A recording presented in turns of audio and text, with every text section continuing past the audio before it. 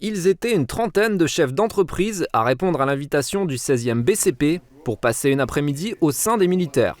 Le but, faire découvrir le bataillon, ses activités et ses spécialisations aux différents acteurs économiques du territoire.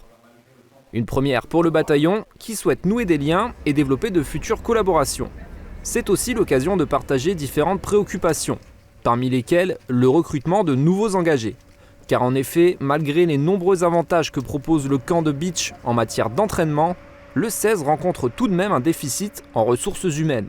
Nous avons un véritable défi à relever puisqu'il s'agit pour nous d'attirer un peu plus de 200 jeunes Français dans les rangs du bataillon tous les ans pour effectivement réaliser les missions qui sont les nôtres.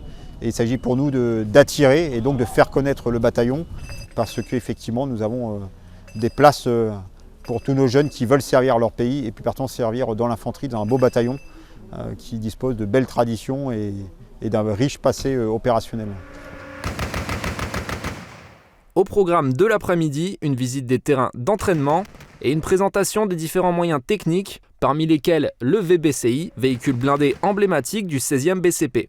Les visiteurs ont aussi assisté à des démonstrations de manœuvres tactiques et une présentation du matériel utilisé par les militaires dans le cadre de leur mission. Une journée sous le signe du partage qui marque aussi pour le 16 l'occasion de dévoiler un projet de grande envergure, la rénovation complète de la place d'armes du quartier LCL Drian. Celle-ci, vieillissante, doit subir des travaux conséquents. Elle sera totalement rénovée et un monument aux morts en l'honneur des chasseurs tombés au champ d'honneur y sera construit.